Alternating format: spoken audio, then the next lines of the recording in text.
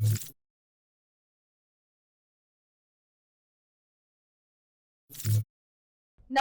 હું છું પ્રિયા અને તમે જોઈ રહ્યા છો જનતા કી જાણકારી ન્યૂઝ। નજર કરીએ આજના સમાચાર ઉપર। નોળિયો કરડિયાના 1.5 માસ બાદ રાજસ્થાની મહિલાને હડકવાની આશંકા। હડકવાના લક્ષણો દેખાતા મહિલાને પાલનપુર સિવિલ હોસ્પિટલમાં ખસેડાઈ સારવાર અર્થે। નોળિયો કરડ્યા બાદ મહિલાએ વેક્સિનનો 1 ડોઝ લીધો, પરંતુ તે બાદના ડોઝ ન લીધા હોવાનું આવ્યું સામે। મહિલામાં હડકવાના લક્ષણો જોવા મળતા હોસ્પિટલ લવાઈ। સાથે જ હડકવાના પરીક્ષણ અર્થે સેમ્પલ લઈ રિપોર્ટ અર્થે મોકલાયા। રિપોર્ટ ભરત ઠક્કર, ડીસા।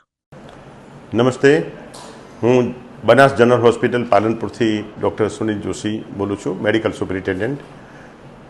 તારીખ 17/6/2026ના રોજ એક સિરોઈનું દર્દી દાડમીબેન ઉજાજી સરગાડા, ઉંમર વર્ષ 45, સિરોઈથી લાવવામાં આવેલું છે।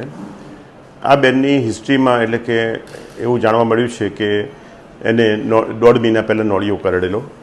નોળિયો કરડ્યા પછી ત્યાંની રાજસ્થાનની સરકારી હોસ્પિટલમાં એ લોકોએ હડકવાનું 1 ઇન્જેક્શન લીધેલું। ત્યારબાદ ડૉક્ટરે એવું કીધું કે હવે આમાં તો ચાલશે, કંઈ વાંધો નથી, અને અત્યારે દર્દીને હડકવાના ચિહ્નો દેખાય છે। પાણીથી એ ડરે છે અને પાણી પી શકતી નથી, અને પાણી જોતાની સાથે જ એકદમ આમ ભડકી જાય અથવા તો મોઢું દૂર કરી નાખે એવી પરિસ્થિતિ છે। અને આ ચિહ્નો જોતાં એને 100% હડકવા લાગેલો છે, અને હડકવા લાગ્યા પછી હવે કોઈ જાતની દવા અમારી પાસે હોતી નથી। હવે એનું મોત જ નક્કી છે, અને બીજી કોઈ પણ દવા હવે અમે કરી શકીએ એમ છીએ નહીં। અત્યારે શું ટ્રીટમેન્ટ છે?